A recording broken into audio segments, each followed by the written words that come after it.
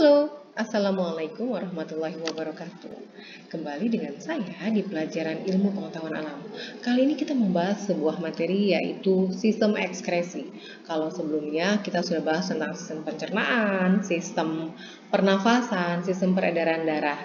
Nah, ketiga sistem itu dalam tubuh kita masih berhubungan dengan sistem yang sekarang akan kita pelajari, yaitu sistem ekskresi. Di antara kalian ada yang sudah pernah tahu? Ada yang sudah pernah mendengar tentang sistem ekskresi? Oke. Kalau belum, yuk sama-sama kita pelajari tentang sistem ekskresi. Teman-teman, nah sebelum lebih lanjut nih tentang ekskresi, saya mau menampilkan gambar ini. Ada yang tahu ini gambar apa? Yup, betul. Gambar kelapa Bu yang masih ada tempurungnya. Yes. Kira-kira kalau kita mau masak rendang, kita mau masak buat cendol gitu ya, itu kan ada kita memakai santan ya. Nah, santan itu didapatnya dari kelapa. Kelapa ini dikupas, tempurungnya jadi seperti ini ya. Kemudian diapain untuk mendapatkan santan? Diparut ya, ini mesin parut kelapa. Nah, setelah diparut untuk mendapatkan santan, ini ya hasil parutannya, kemudian disaring. Ya, disaring. Bisa pakai saringan manual, bisa juga pakai mesin ya, ada ya. Nah, yang diambil kira-kira ampas kelapanya atau santannya? Santannya pastinya ya. Santannya kita ambil sari-sari dari kelapa tersebut, kita ambil ya, santannya kita pakai untuk masakan, untuk minuman dan lain sebagainya. Terus pertanyaan dari saya, kira-kira ampas kelapanya ini diapakan ya? Bisa Bu dibuat tempe Bu, oh bisa Bu dibuat menjadi pakan ternak Bu, oke. Terus kalau kita pengen masak santan, kalau tidak disaring apa yang terjadi? Wah bercampur Bu, oke. Nah, ampas kelapa tadi nih kalau kita biarkan begitu saja apa yang terjadi nak? Oh pastinya lambat laun akan ada jamurnya, ada mikroorganismenya kan, terus berjamur, kemudian ada bakterinya kalau dibiarkan, sehingga menyebabkan bau yang tidak sedap. Terus menyebabkan lalat berdatangan, menempel, kemudian bertelur, jadilah larvanya belatung, wah segala macam ya. Nah itu dia, ampas kelapa. Ya. Di dalam tubuh kita, proses-proses pencernaan, ya proses pencernaan yang terjadi dalam tubuh kita, itu pun pastinya akan menimbulkan ampas ya. Nah, kalau seandainya ampas dari yang makanan kita makan nih, sisanya tidak dibuang, apa yang akan terjadi? Coba, sehari atau bukan sehari masih ini ya, 2 atau 3 hari aja kita tidak bisa ke kamar kecil, nggak bisa ke toilet, nggak keluar, apa yang terjadi? Nggak enak banget ya, pasti. Nah, ini dia, analoginya seperti itu. Dalam tubuh kita, dalam tubuh manusia itu terdapat sistem pengeluaran. Ada 3 di sini sistem pengeluarannya yang kita kenal, yaitu ada yang disebut dengan defekasi, ekskresi, dan satu lagi adalah apa? Betul, yaitu sekresi ya. Dari defekasi. Defekasi itu proses pengeluaran yang mengeluarkan zat-zat sisa. Zat-zat sisa di sini hasil pencernaan ya. Ketika kita makan apa, misalkan kita makan yang mengandung karbohidrat, dipecah secara mekanik di mulut, terus secara enzimatis, kemudian masuk ke dalam lambung, ada proses enzimatis di sana, kemudian dibawa ke usus halus, terjadi penyerapan dan masuklah ke dalam usus besar, ya kan? Ingat kan seperti itu? Nah, kalau bertumpuk-tumpuk terus di dalam usus besar nggak dikeluarin, tuh ya fesesnya, sisanya apa yang terjadi? Bahaya ya. Terus seperti itu. Terus yang kedua adalah ekskresi. Nah, ekskresi ini yaitu apa? Ekskresi adalah pengeluaran. proses pengeluaran zat sisa hasil metabolisme. Hasil metabolisme dalam tubuh kita. Ya, metabolisme itu adalah pemecahan, ya, proses pemecahan makanan tadi ya. Yang kita makan karbohidrat, tapi yang diserap oleh tubuh kita tentunya bukan karbohidrat. Ya, harus zat yang lebih sederhana lagi ya. Rumus kimianya lebih sederhana lagi tuh, C6H12O6. Nah, C6H12O6 contohnya nih, C6H12O6, C-nya ada, karbonnya ada 6 ya. Nah, kemudian kan dia akan bertautan dengan oksigen yang dibawa oleh darah sehingga menghasilkan CO2. Nah, ini bersifat asam, racun bagi tubuh kita, kalau nggak dikeluarkan nih akan berbahaya. Ya, seperti itu. Atau kita makan mengandung protein. Nah, protein dipecah, kemudian yang diserap adalah asam aminonya. Nah, ada sisa-sisa zatnya. Ya, sisa-sisa zatnya. Nah, ini harus dikeluarkan juga. Nah, dikeluarkannya ini bisa bersama urin, keringat, dan udara pernapasan. Ya, itu namanya sistem ekskresi ya. Jadi, proses pengeluaran sisa hasil metabolisme. Terus, yang berikutnya adalah sekresi. Sekresi ini pengeluaran zat yang dilakukan oleh kelenjar. Ya, tubuh kita itu banyak banget kelenjarnya. Ya, banyak, ada kelenjar limfe ya. Di sini ada juga enzim ya. Ketika kita belajar tentang sistem pencernaan, kita mengenal ada beberapa enzim yang berperan. Nah, pengeluaran enzim-enzim ini kita sebut dengan sekresi. Oke? Pertemuan kali ini kita akan bahas sistem ekskresi, tapi cuma satu organ saja nanti ya. Nah, sistem ekskresi itu sendiri secara gamblangnya nih, yaitu pengeluaran zat sisa metabolisme tubuh. Seperti karbon dioksida, ya, CO2 ini. Terus air juga ya, karena tubuh kita kan sebagian besar terdiri dari air, ya.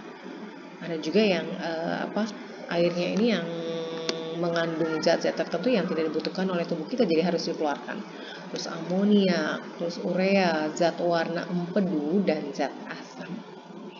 Organ yang berperan ada 4. Ada ginjal, ada paru-paru, ada hati, dan ada kulit. Ya, oke. Nah, ini dia ginjal. Terus ada kulit. Terus ada paru-paru, ada hati. Ini kita sudah belajar ya waktu sistem pernafasan ya. Oke. Nanti sedikit kita ulas lagi. Sekarang kita fokus pada ginjal. Ginjal atau nama lain adalah ren. Oke, kita lanjutkan ya. Bagian-bagian ginjal di sini kita lihat ya nak ya. Ginjal manusia itu ada 2 buah, sepasang ya, sepasang kiri dan kanan. Letaknya ada di rongga perut kita, ya, rongga perut yang agak dalam ya, di ruas-ruas tulang belakang bagian pinggang ya. Bagian pinggang itu dekat dengan ruas tulang belakang ya. Letak yang ginjal sebelah kiri ini itu lebih tinggi. Sebelah kiri lebih tinggi ya dibandingkan yang sebelah kanan. Karena di atas ginjal sebelah kiri ini terdapat hati. Ya, karena itu Allah mendesain sedemikian rupa ya, ginjalnya itu agak yang kanan nih agak turun dibandingkan yang kiri. Oke, itu ginjal ya. Sekarang kita akan lihat struktur dari ginjal ya. Bagian-bagian ginjal itu apa saja sih? Ada kulit ginjal, kita sebut juga dengan korteks atau korteks renalis. Sumsum ginjal atau medula renalis. Terus rongga ginjal kita sebut juga dengan pelvis renalis. Oke, ini seperti ini. Nah, coba lihat. Ini ginjal kita. Ini ginjal apa nih? Kanan apa kiri? Kanan, yang ini kiri. Ya, di sini nanti ada hati ya. Oke. Ginjal, terus di sini ada saluran ginjalnya ya, saluran ginjal ureter. Di sini ada vesika urinaria, vesika urinaria atau kantung kemih, dan di sini ada uretra. Oke. Yaitu secara letaknya ya. Nah, sekarang kita lihat di dalam ginjal itu ada apa aja ya, atau struktur ginjalnya ini apa aja. Bagian paling luar nih, bagian paling luar. Sampai sini ya, bagian paling luar kita sebut dengan korteks atau nama lainnya adalah kulit ginjal. Setelah korteks, korteks ini kan melapisi ini. Setelah korteks ya, kita sebut yaitu medula. Nama lain dari sumsum ginjal, medula renalis. Korteks, medula, dan di sini ada salurannya. Kita kenal dengan nama pelvis ya. Nah, ini apa nih yang ini nih? Ini adalah pembuluh darah. Kalau yang merah arteri, yang biru itu adalah vena. Oke, lanjut. Sekarang, tadi kan ini coba lihat lagi ya. Ini ginjal ya. Ginjal ini kalau kita belah seperti ini. Ginjal itu kalau kalian perhatikan, itu mirip-mirip dengan kacang merah ya, mirip seperti itu bentuknya, cuma agak besar. Terus kalau kita lihat anatominya seperti ini. Nah, ginjal tadi ya ada yang disebut dengan bagian nefron atau unit penyaring darah. Nah, nefron ini adalah struktur yang merupakan bagian dari korteks dan sumsum ginjal. Jadi bagian bagian kulit sama bagian medula, bagian korteks sama medula, kulit sama sumsum ya. Rata-rata setiap orang itu punya 1 hingga 1,5 juta nefron. Lebih jelasnya seperti ini. Kan ginjal tadi kan. Oke, ginjal kan ada korteks, medula, pelvis di sini. Ya. Nah, terus kalau kita ambil nih bagian sedikit nih di sini, ini yang kita sebut dengan nefron atau unit penyaring darah. Penyaring darah? Iya, kita berhubungan dengan penyaringan darah. Nah, nanti kita lihat ya, apa sih fungsi ginjal. Terus nefron ini kita lihat nih, lebih jelasin lagi ke sini. Kita lihat nih, nefron ini kan bagian apa tadi? Korteks. Ini medula, ini korteks, ini medula atau kulit, dan ini sumsum. Nah, ini kita batasi nih, serat ya. Bagian sini adalah korteks, bagian sini adalah medula. Oke. Nah, yang di bagian korteks nih ada bagian-bagian lagi, ada yang disebut dengan glomerulus, ada tubulus contortus proximal ya namanya. Ini lengkung Henle namanya. Ini di bagian medula. Terus bagian korteks lagi nih ada tubulus contortus distal di sini ya. Sedangkan di sini nih nanti ada tubulus collectivus atau tabung pengumpul di sini. Ke bawahnya baru kemudian ada pelvis, kemudian ureter ya. Jadi dibagi dua kan. Ini bagian atas, ini korteks yang atas nih, dan ini adalah medula. Lalu apa sih fungsi ginjal itu? Coba kalian perhatikan. Apa ya fungsi ginjal? Yuk, fungsi ginjal ini banyak ya. Fungsinya adalah untuk membersihkan darah dari zat-zat sisa hasil metabolisme. Nah, tadi kan kita makan itu kan terjadi proses pemecahan makanan kan. Ada karbohidrat yang dipecah menjadi zat-zat yang lebih sederhana lagi.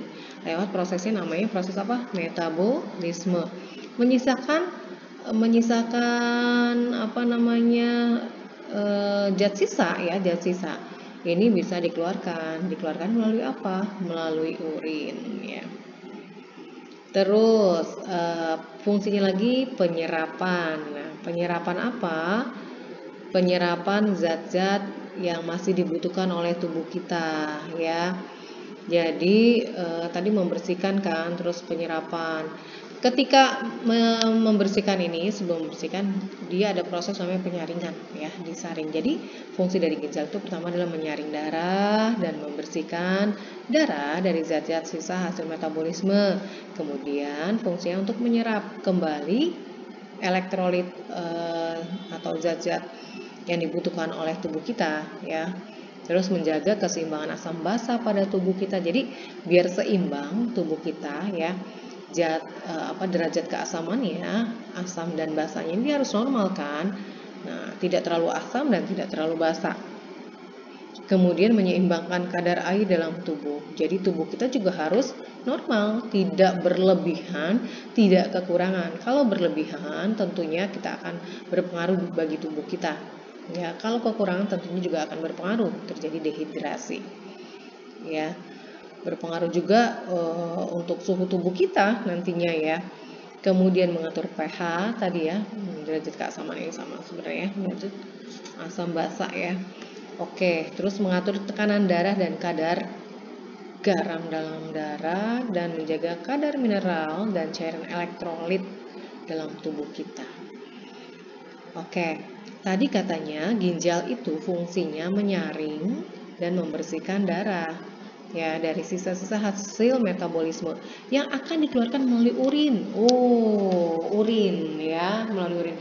Jadi hasilnya ya dari proses ginjal ini, dari proses penyaringan ini akan dikeluarkan melalui urin. Nah, urin ini dari mana? Dari sini. Kita lihat proses pembentukan urin. Ada 3 proses ya. Di sini ada filtrasi, ada reabsorpsi, dan augmentasi. Ya. Nah, ini kan tadi ginjal ya. Terus kita lihat di sini ada unit penyaring darah. Ya.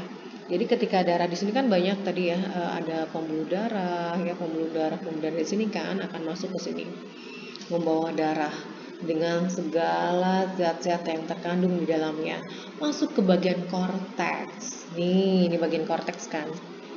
Masuk ke bagian korteks. Ini korteks. Yang ini medula.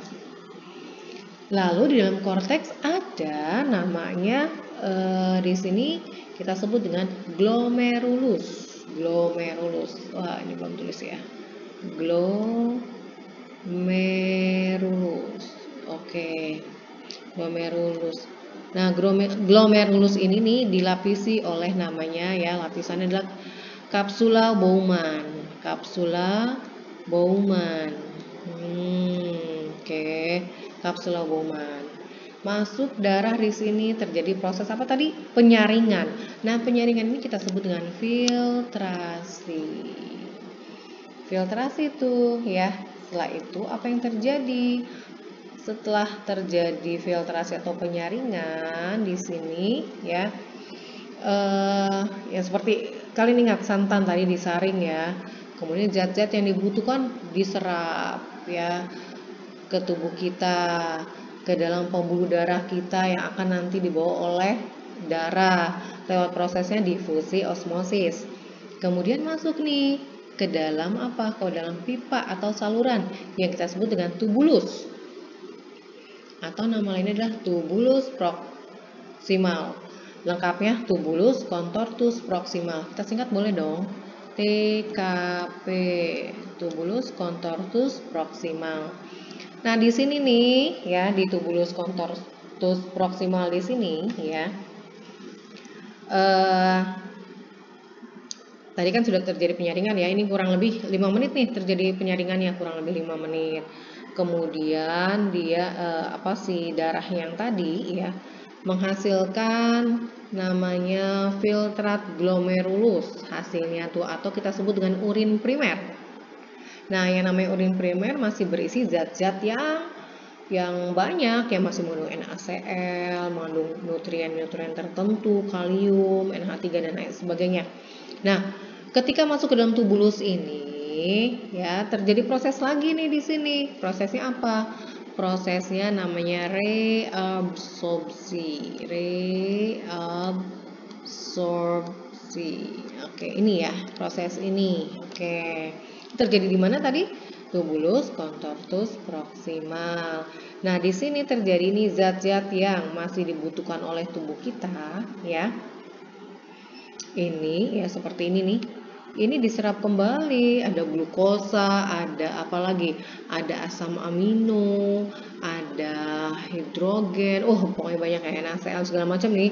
Ini kompleks di sini, masih kompleks. Nah, yang dibutuhkan oleh tubuh kita diserap kembali asam amino. Dibutuhkan glukosa ya. Oke, setelah terjadi penyerapan kembali, reabsorpsi ini menghasilkan namanya apa? Urin sekunder. Urin sekunder. Oke. sekunder, di sana pokoknya sekunder ya di situ, urin sekunder nih di sini. Nama lainnya adalah filtrat. Filtrat apa? Tubulus ya, filtrat tubulus. Nah, terus setelah selesai nih di sini reabsorpsi, kira-kira kemana lagi? Masih ke saluran ya, masih ke saluran ke sini nih, dia masuk ke dalam sini, lengkung Henle namanya. Nah, ini sudah bagian medula nih, lengkung Henle dari sini sampai sini. Ini lengkung Henle yang mengarah ke bawah ya, yang turun, ini melengkung, ini lengkung Henle yang mengarah ke atas. Di lengkung Henle ini nanti terjadi penambahan-penambahan apa? Garam-garam ya, terjadi penambahan mineral-mineral tertentu ya. Kemudian penambahan air juga. Kemudian akan masuk ke saluran berikutnya ya, yaitu tubulus distal atau tubulus contortus distal ya. Nah, di sini kemudian di sini terjadi peristiwa apa? Di dalam tubulus contortus distal masih ada penambahan zat tertentu. Nah, ini kita sebut dengan augmentasi di sini ya. Kemudian akan masuk ke dalam tubulus pengumpul. Nah, ini sudah menjadi apa? Ini tadi apa?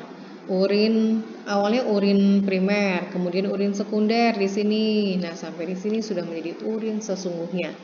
Ya, urin sesungguhnya kemudian ditampung di tubulus colectivus di sini. Tuh urinnya sudah mengandung urea, ya ada air, ada garam juga. Tidak boleh ditemukan adanya protein, tidak boleh ditemukan adanya glukosa, apalagi sel-sel darah. Sampai kemudian masuk ke dalam, setelah selesai nih masuk ke dalam rongga ginjal yang kita sebut dengan pelvis. Di sini masuk ke pelvis nih. Dari pelvis kemudian dikeluarkan ke ureter. Oke. Nah, kesimpulannya seperti ini ya. Jadi ada 3 proses pembentukan urin ya. Ada filtrasi, proses penyaringan, reabsorpsi, penyerapan kembali, dan augmentasi. Filtrasi tempatnya tadi di mana? Di glomerulus. Glomerulus ini ada di bagian korteks. Glomerulus ini dilapisi oleh kapsul, namanya kapsula Bowman ya tadi ya, kapsula Bowman. Oke. Nah, hasilnya adalah urin primer atau kita sebut dengan filtrat glomerulus. Komposisi di urin primer ini adalah ada urobilin, ada urea, glukosa, asam amino, air, dan ion-ion lainnya. Ya, ini ya, karena ini masih dibutuhkan oleh tubuh kita nih, asam amino, glukosa masih dibutuhkan dong. Tubuh kita sangat membutuhkan ini. Kemudian terjadi proses berikutnya, yaitu apa nih? Reabsorpsi, penyerapan kembali zat-zat yang masih dibutuhkan. Tempatnya di mana? Di tubulus atau di pipa tadi yang kita sebut dengan tubulus contortus proximal, TKP singkatannya. Kemudian apa? Nah, kemudian hasil akhirnya adalah urin sekunder atau kita kenal dengan nama filtrat tubulus ya.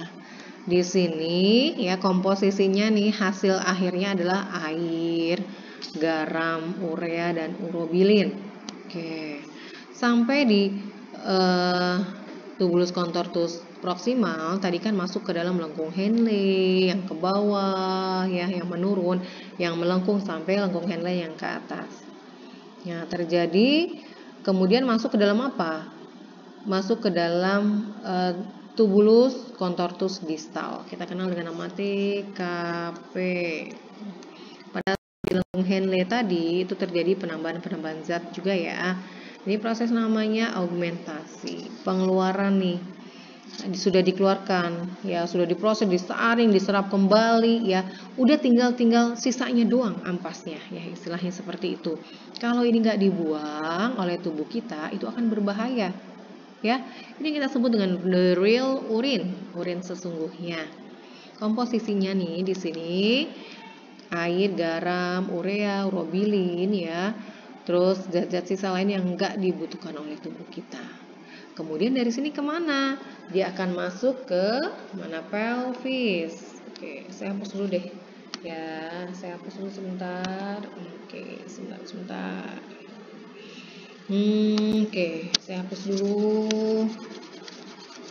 Nah, setelah jadi urin, tuh urin sesungguhnya dari augmentasi tadi ya, yang ada di mana? Ada di tubulus contortus distal TKP. Dia akan dikumpulkan dari sini, ini akan dikumpulkan kemana? Ke ini kan TKP, saya singkat TKP. Nah, dia akan dikumpulkan ke tubulus collectivus. Tubulus collectivus atau ya tubulus pengumpul di sini. Dari tubulus pengumpul di sini ya, dia akan masuk kemana? Ke pelvis. Oke. Dari pelvis kemana? Ke ureter. Dari ureter kemana? Kandung atau kantung kemih lah. Kantung kemih, nama lainnya adalah vesika urinaria. Dari sini kemana? Ke uretra. Dikeluarkan deh. Oke. Kalau pada laki-laki, saluran urin sama saluran yang pengeluaran sel spermanya ya, itu satu saluran doang. Kalau pada wanita memiliki 2 saluran, satu saluran untuk urin, satu lagi saluran untuk kita head ya. Oke. That's all. I think it's enough. Terima kasih semuanya. Sampai jumpa di pertemuan selanjutnya. Wassalamualaikum warahmatullahi wabarakatuh.